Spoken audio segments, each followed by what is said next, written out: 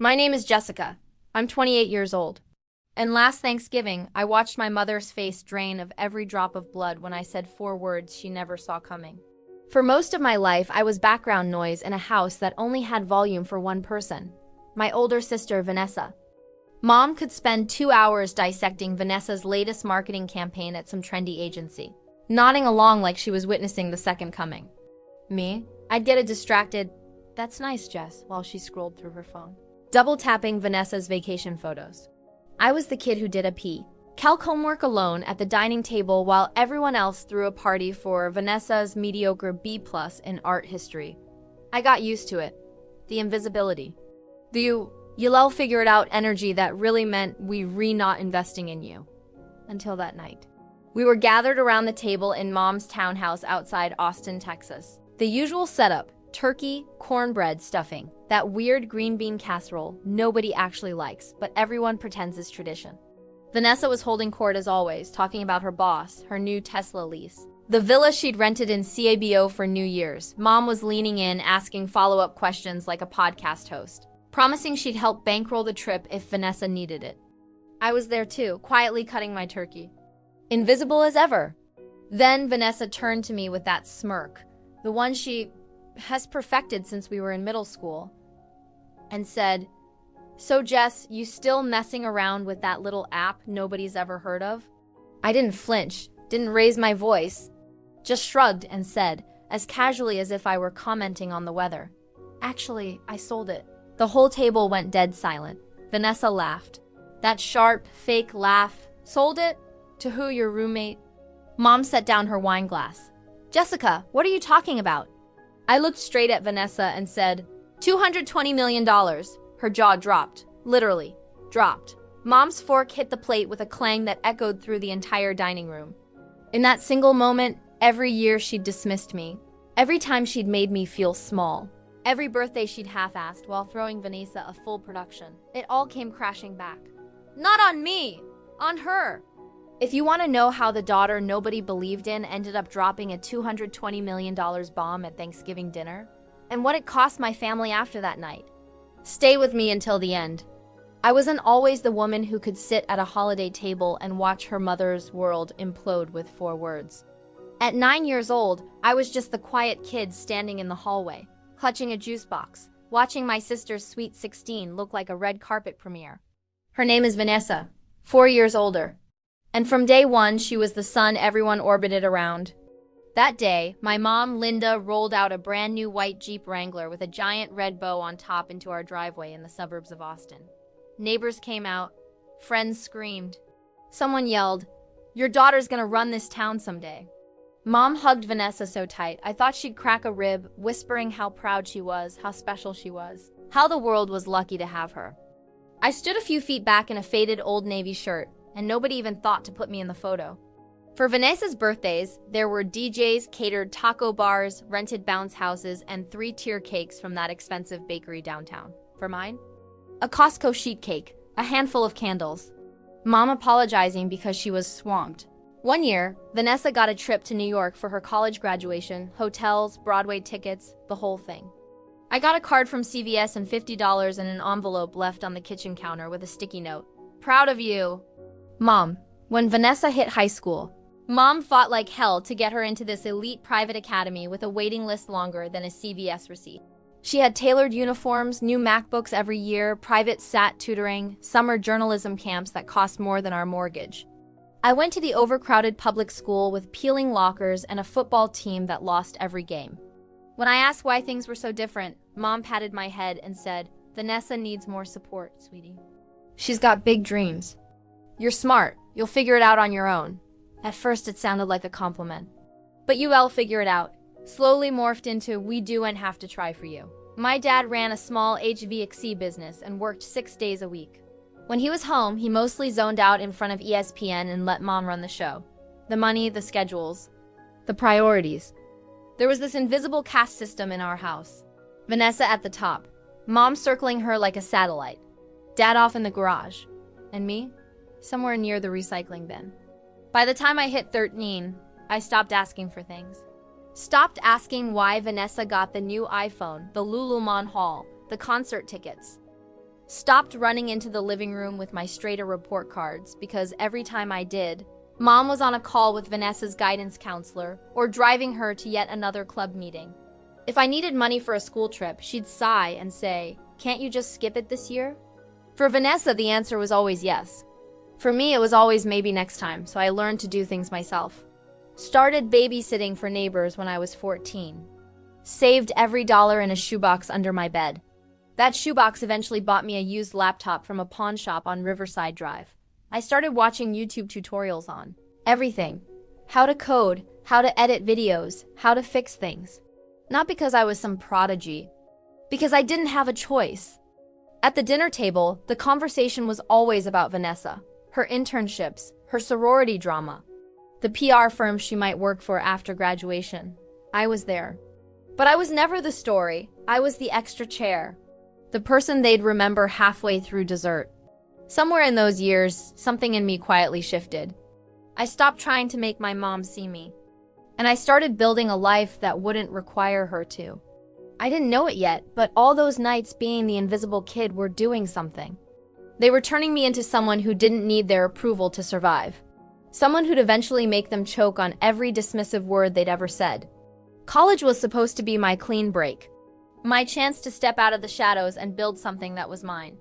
I got into the University of Texas at Austin with a partial scholarship for computer science. When the acceptance email came through, I sat on my bed and reread it 5 times just to make sure it was real. Mom glanced at the screen, smiled, and said, "Good for you, Jess," before immediately pivoting to a conversation about whether Vanessa should go to USC or NYU for grad school. A week later, Vanessa got into NYU's communications program. And it was like the damn Super Bowl. Champagne. A party. A cake that said, "The Big Apple awaits." In frosting. Mom cried and told every single person at church that her daughter was going to take Manhattan by storm. When I left for IT, Mom gave me a quick hug at the curb, said she was proud, and drove off because she had a hair appointment. When Vanessa moved to New York, Mom flew out with her, helped decorate her apartment, and posted a 47-photo album on Facebook with captions like, "My baby S living her dream." My move-in day was 2 suitcases, a backpack, and a comforter I bought with babysitting money. I lived in a cramped off-campus apartment with 3 roommates, the kind of place where you could hear someone's alarm through 2 walls and the AC only worked if you hit it at a specific angle. My scholarship covered tuition, but not rent, not food, not books. To survive, I picked up shifts at a Panera near campus. I'd wake up at 5 a.m., throw on my apron, and spend the morning making sandwiches for hungover frat guys, then sprint to data structures or algorithms lectures with grease stains on my jeans. Between classes, I'd sit in the library with my beat-up laptop, grinding through free coding tutorials on YouTube and free code camp. While everyone else joined clubs, went to football games, and day drank on Saturdays, I was learning how to build websites, apps, and anything else I could monetize. I didn't feel sorry for myself. Honestly, it felt good.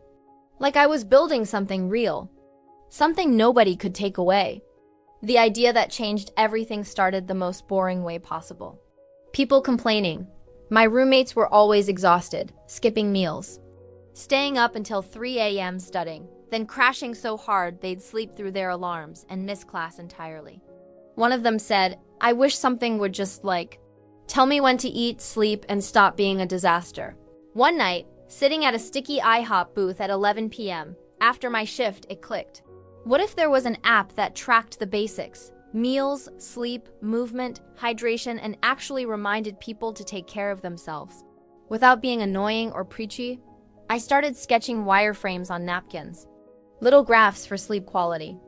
Color-coded trackers for water intake. Friendly nudges that felt more like texts from a caring friend than robotic health lectures. I called it BalanceSync. Mostly because everything else I thought of sounded stupid, and the domain was still available for $12. I'd come home from my night shift, heat up ramen, and code until 3 a.m. The first version was rough as hell, buggy, ugly, but it worked. I gave it to my roommates and told them to be brutal. They were. "This button's confusing. The colors are awful. Why doesn't it send me reminders?" It stung, but I fixed everything. Little by little, more people started using it. A girl in my Intro to Databases class told her boyfriend, who told his entire intramural soccer team. Someone posted a screenshot on Reddit that got 400 upvotes. When BalanceSync made its first $300 from in-app ads, I stared at my laptop screen for 10 straight minutes. It wasn't much, but it was more than my family had ever invested in me. I took that money and bought a slightly better used monitor so I could code faster. Around that time, Vanessa would call from New York talking about rooftop parties, gallery openings, influencers she'd met. Mom would gush about her internship at some boutique PR firm, how she was going places, how the right people were noticing her. One night, I tried telling Mom about BalanceSync. Told her I had 2,000 users, that people were actually using something I'd built. She paused. "Saad, that's great, sweetie," then immediately launched into a story about how Vanessa might get to work on a campaign for a celebrity client. I sat there, phone pressed to my ear, listening to her hype up my sister's just hypothetical opportunities while my very real app was quietly installing itself on strangers' phones across 3 states. It kept happening. Every small win, a new feature launch, a spike in downloads. My first paying subscriber, Mom either did an ask or changed the subject back to Vanessa within 30 seconds. Eventually, I stopped bringing it up. Let her think I was just doing some computer stuff and getting by. Meanwhile, I kept grinding, studied between Panera orders, scribbled ideas on receipts, read a PI documentation on the bus. I wasn't thinking about revenge yet. I wasn't even thinking about money. I was chasing this electric feeling I got every time someone messaged me. This app actually helps. Thank you. I didn't know it then. But those late nights and ignored phone calls were laying the foundation for something way bigger than a college side project. BalanceSync was quietly growing roots. And so was I. At some point, those roots were going to punch straight through the floorboards of the tiny, suffocating box my family had always kept me in. Graduating early wasn't part of some master plan. It's just what happens when you take 18 credits every semester because you and afford to stay in school longer than necessary. While my classmates were debating gap years and backpacking through Southeast Asia, I was signing a lease on a tiny office space in a converted warehouse in East Austin. It had stained concrete floors, one flickering fluorescent light, and a view of a tattoo parlor across the street. But to me, it felt like a kingdom. BalanceSync wasn't a side project anymore. I filed the LLC paperwork, opened a business bank account, moved my entire life into that cramped room with 2 Craigslist desks and a futon that smelled like someone's bad decisions. My schedule got brutal. Mornings were customer support emails and bug fixes. Afternoons were feature development. Nights were me teaching myself growth marketing from podcasts and blog posts while eating dollar tacos from the gas station down the block. I answered every single review personally. DM'd users who churned to ask why. Begged a designer on Fiverr to make my app look less like it was built in a basement. Slowly, the numbers started shifting. Downloads weren't just trickling in anymore. People were posting progress screenshots on Instagram. A fitness coach in Dallas reached out asking if he could recommend BalanceSync to his clients. Then a yoga studio. Then a corporate wellness coordinator. I said yes to everything. I built a premium tier, nothing crazy, just deeper insights and personalized goals for $4.99 a month. When our monthly recurring revenue hit $8,000, I stared at that number on my laptop and felt the room tilt. It wasn't life-changing money, but it was real money. Real enough that I hired 2 junior developers fresh out of ODIT, kids like me who just needed someone to take a chance on them. We crammed into that tiny office with secondhand Herman Miller chairs and cheap Heb coffee, shipping updates every week. Somewhere in the middle of all this, Vanessa's big New York dream started cracking. Her first big break at the PR firm turned out to be unpaid grunt work writing Instagram captions for D-list influencers. She quit, started a lifestyle blog that got maybe 200 views per post, launched a personal brand consultancy that landed exactly 0 clients. Mom called me crying about how hard the world was for her poor Vanessa, how she just needed one good break, how she was thinking about moving back home to regroup. Mom barely asked what I was doing. When she did, it was a distracted, "That app thing's still going okay, right?" Like I was talking about a hobby, not a company. I kept my answers short. "Yeah, it's fine. Yeah, we're growing." I didn't mention revenue, didn't mention employees, didn't mention the partnership inquiries coming in. It felt pointless. while Vanessa was working part-time at Whole Foods and posting cryptic LinkedIn quotes about pivoting. I was negotiating our first enterprise deal. A regional insurance company wanted a white-labeled version of BalanceSync to incentivize their members to hit wellness goals. Then a hospital network in Houston reached out about integrating our mental health check-in features into their patient portal. I was still driving my decade-old Honda Civic, still wearing the same thrift store jeans, still eating breakfast tacos over my laptop. From the outside, nothing looked impressive. Inside my world, everything was shifting. One morning, an email landed in my inbox from a VP at a massive health tech company. They wanted to discuss strategic opportunities. Corporate speak for, "We might want to buy you." I walked into that meeting in my only blazer, the one I bought at Ross for $30, palms sweating, trying not to look like a kid who still Googled how to negotiate. They offered $85 million for BalanceSync. 85, with more zeros than I'd ever written on a check. For a second, I imagined calling Mom, hearing her finally say, "I knew you had it in you." Then I listened to the rest of the pitch. They wanted full control. Wanted to optimize monetization, which was fancy talk for. They wanted to cram ads into every corner and upsell premium features until the app felt like a used car lot. It felt wrong. I said no. My lawyer almost had a stroke. But turning that offer down sent a signal into the water. If one player wanted us, others would too. A venture capital firm in San Francisco that specialized in health tech reached out. They didn't want to buy. They wanted to invest and scale. I negotiated hard. Took $12 million. Enough to grow, but not enough to lose control. We opened a second office in Denver. Hired more engineers. Added AI-powered mood tracking. Integrated deeply with Apple Health, Fitbit, Garmin, all the major wearables. We crossed 2 million active users. Annual revenue climbed past $30 million. At 27, I signed the lease on a modern loft in downtown Austin with floor-to-ceiling windows overlooking Lady Bird Lake. I furnished it with West Elm basics and a bunch of plants I kept forgetting to water. I still drove the same beat-up Civic, still wore Vans to the office, but my life was no longer small. The offer that eventually stuck didn't come from a flashy Silicon Valley unicorn. It came from a massive healthcare conglomerate that wanted to make preventative wellness a core part of their member experience. They didn't want to gut the app. They wanted to keep my team, keep the brand, and use their infrastructure to reach tens of millions of people. They offered $220 million.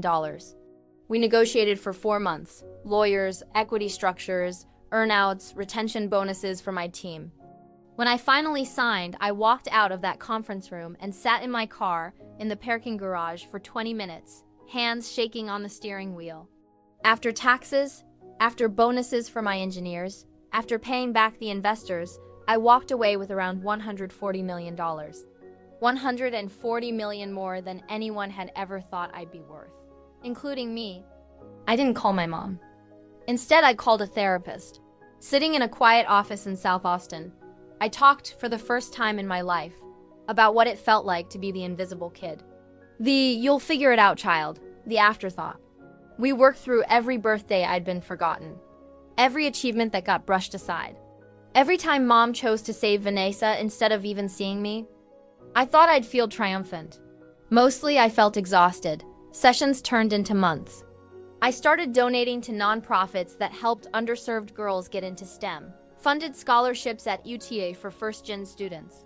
I realized something that surprised me. I didn't actually need my mom or Vanessa to clap for me anymore. Their opinion had stopped mattering somewhere along the way. What I did need, though, was closure. Not revenge in the soap opera sense. Not some dramatic scene where I threw money in their faces. I wanted to know, for my own peace of mind, what would happen if I walked back into that house. Not as the invisible daughter, but as the woman they had refused to see. Thanksgiving was coming. And for the first time in years, I found myself looking at flights back to Austin.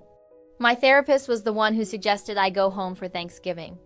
Not because she thought my family suddenly deserved me, but because she wanted me to see in real time how much I'd changed. Treat it like an experiment, she said. Not a reunion. You're not going there to get something from them. You're going to observe. So that's what I told myself when I booked the trip back to Austin. It wasn't a homecoming. It was data collection. I could have just driven across town. I still lived in Austin after all. But there was something symbolic about treating it like a trip. Like I was visiting a place I'd left behind, not a place I still belonged to. I didn't tell Mom about the sale. I just texted her, "Free this year if you still want me there for Thanksgiving." She replied in under a minute, "Of course. Vanessa will be here too." Just like old times, the heart emoji almost made me laugh. Old times were exactly what I was bracing for. I booked a room at the Fairmont downtown instead of staying at her place. That decision alone felt like drawing a boundary and permanent marker. For years, I'd slept on that lumpy twin bed in my childhood room. The one with the faded posters and the bookshelf full of participation trophies Vanessa had won. This time I wanted a door I could close. One that wasn't hers. On Thanksgiving morning, I drove my rental car, a sleek Tesla Model 3, just because I could, to Mom's townhouse. The neighborhood looked smaller than I remembered. Same cracked sidewalks, same corner store with the broken neon sign. Her place still had that same beige siding and the overgrown bushes that desperately needed trimming. The only thing different was the inflatable turkey on the lawn, half deflated and sagging to one side. My heart picked up as I walked to the door, but it wasn't fear. It was more like stage fright. The door swung open before I could knock. Mom stood there in a floral apron, cheeks pink from the oven heat, the smell of roasting turkey rolling out behind her. For a split second, I saw the mom I used to chase after with test scores and school projects. Then the moment passed. She pulled me into a quick hug, polite, not warm. "Jessica, look at you," she said, stepping back to eye my coat, my shoes, my hair, like she was evaluating a stranger. "How's work? Still doing your tech stuff?" "Yeah," I said, shrugging. "Still doing my tech stuff." She nodded, satisfied, and immediately launched into an update about Vanessa. "She's doing so much better now," Mom said, eyes bright.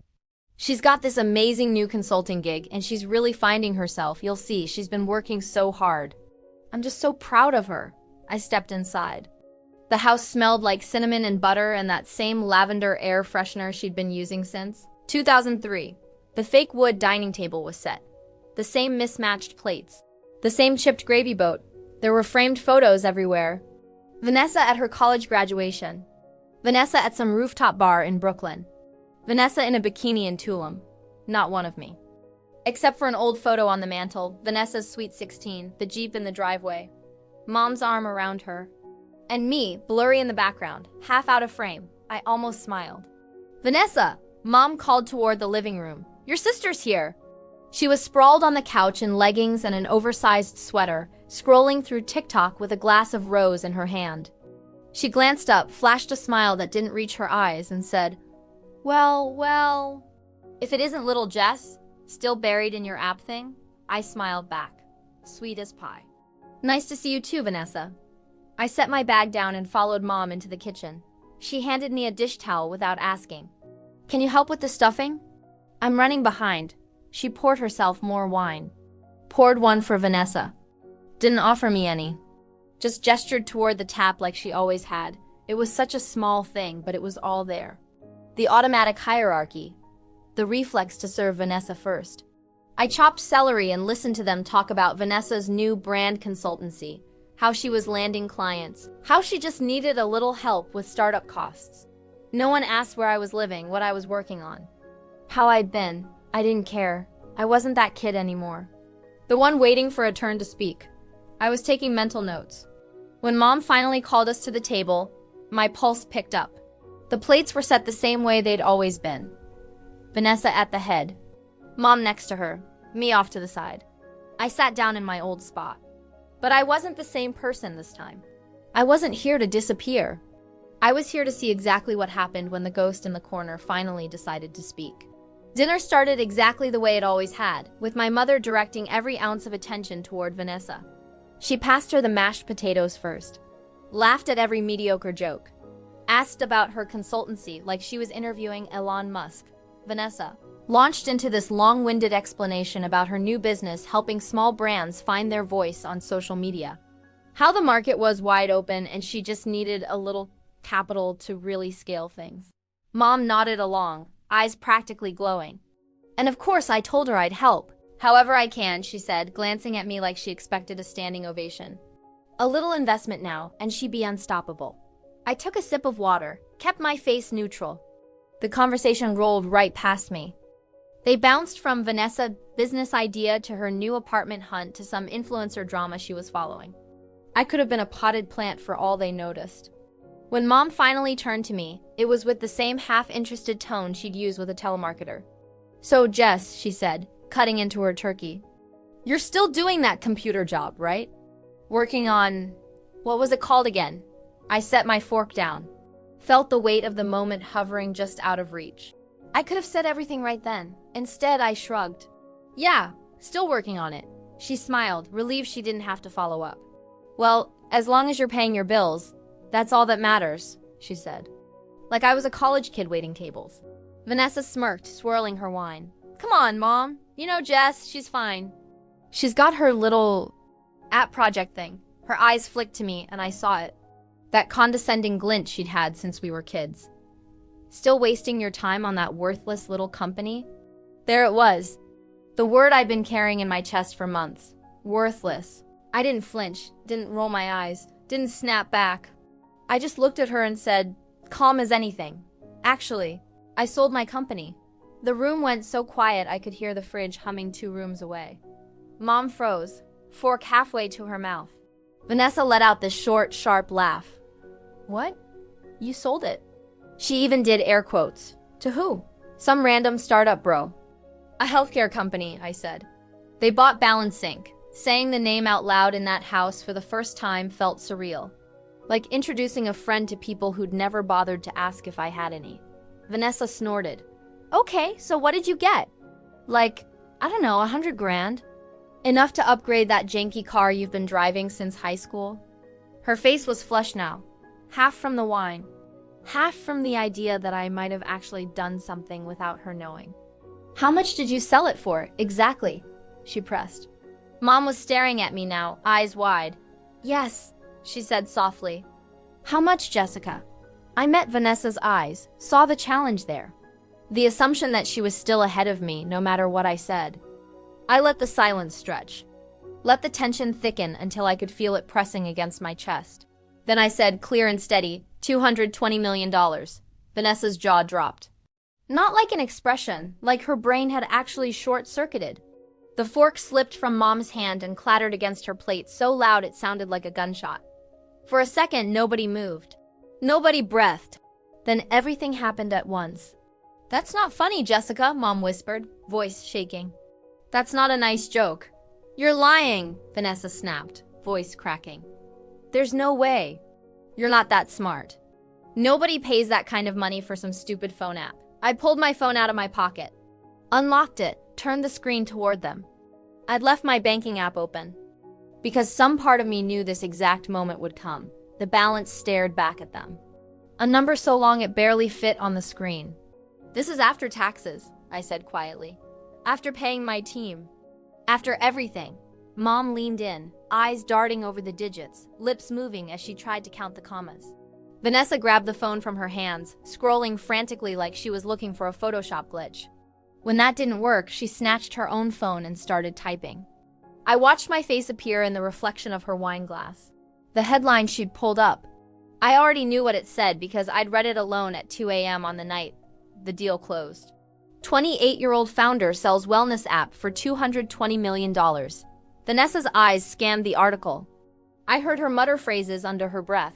Under 30. Fastest growing mental health features, venture-backed. She stopped reading. Looked up at me like I was a stranger. Mom's eyes were wet now. "Why didn't you tell us?" she asked, voice trembling. "How could you keep something like that from your own family?" I let out a breath that was almost a laugh. "You mean the way you kept everything for Vanessa?" I said, "The private school, the New York apartment money, the $15,000 you gave her for a blog that got 200 views. The way you forgot my birthdays or handed me grocery store cake while you threw her full production parties." Her mouth opened, closed. No sound came out. "That's not fair," she finally managed. "We did our best. We always supported you." "No, Mom," I cut her off, voice sharper than I'd intended. "You supported her. You invested in her. You built your whole world around her. You told me I'd figure it out, then acted like that meant you didn't have to try." I looked straight at her. You made sure she had every chance, every safety net, every excuse. I built everything I have without a single one of those things. You don't get to play the victim now because your invisible child turned out to be the one who actually did something. Vanessa slammed her hand on the table, making the glasses jump. So what? She shouted. You think you're better than us now? You think money makes you special? You're still the same weird little sister who ate lunch alone and hid in your room coding. You just got lucky. I stood up slowly, napkin falling from my lap onto the floor. My hands were steady, my heart wasn't racing. It felt strangely calm. Like I'd rehearsed this scene 1,000 times in my head and was finally just hitting my marks. Luck didn't write a single line of code, I said. Luck didn't answer support emails at 3 a.m. or turn down an $85 million offer because it wasn't the right fit. Luck didn't survive on ramen and Panera shifts while you were getting your rent paid in Brooklyn. I looked at Mom. Really looked at her. She looked small, defeated, like the foundation she'd built her world on had just split straight down the middle. You bet everything on the wrong daughter, I said softly. And now you're just mad that the one you ignored figured out how to win without you. Mom reached out like she was going to grab my wrist. Jessica, wait, we can talk about this. Maybe you could help Vanessa. Invest in her business. We're family. We should, there it was, not I'm sorry, not I was wrong, just help Vanessa. The hierarchy she'd built was so deep in her bones, she didn't even hear herself. I picked up my phone and slid it back into my pocket. I did stick together, I said, for years. You just never noticed. I pushed my chair back. The sound scraped against the floor like nails on a chalkboard. Enjoy dinner, I added. Happy Thanksgiving, and then I walked out. Left my mother pale and shaking. Left my sister speechless, staring at her phone like it held the answers. Left 28 years of being invisible sitting at that table behind me. I got into my rental car, pulled out of the driveway, and didn't look back. Not once. The fallout didn't happen all at once. It was more like a slow-motion implosion. I went back to my hotel that night, kicked off my heels, and sat on the edge of the bed in the dark, staring at the Austin skyline through the floor-to-ceiling windows. I half expected my phone to blow up immediately.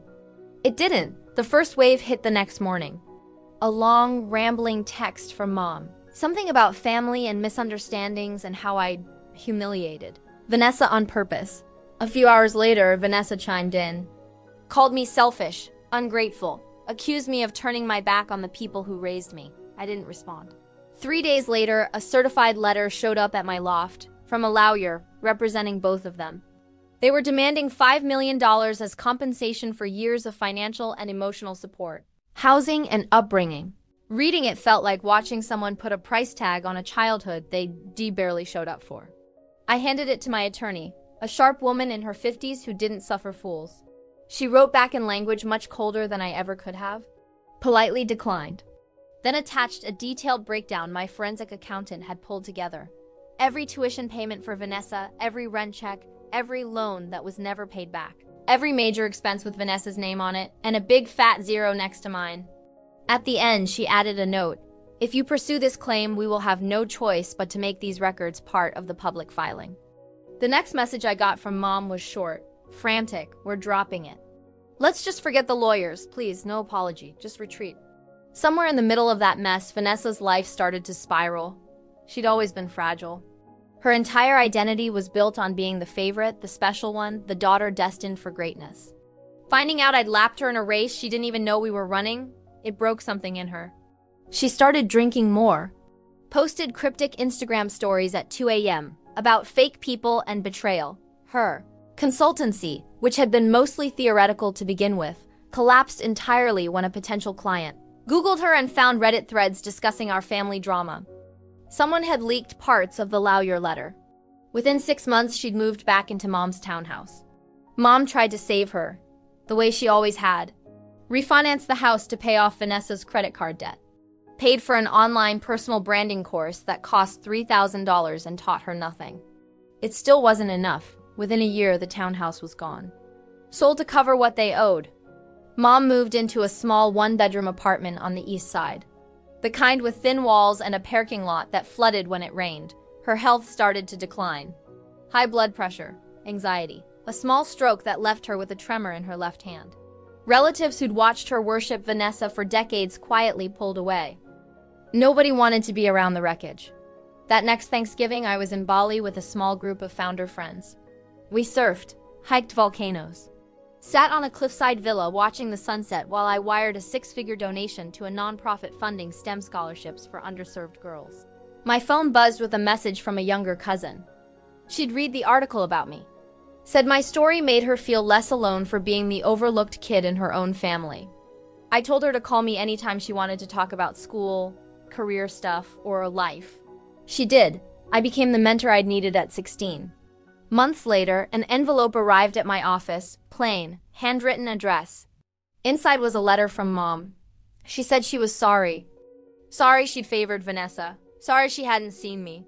Sorry it had taken a headline with 9 zeros for her to realize what she'd thrown away. She wrote that she wished she could go back, that she hoped one day I'd forgive her. That maybe we could start over. I read it once, then again. I didn't frame it. Didn't rip it up. Just put it in a drawer. The truth was, I'd already done the forgiving that mattered. I'd forgiven myself for not being able to fix her. I didn't send money, didn't rush back in to save them. Setting boundaries was the only way to keep from becoming another one of their bad investments. I poured my energy into my next company. This one focused on AI-powered mental health tools that help people check in with themselves before they hit rock bottom. I told parts of my story on conference stages.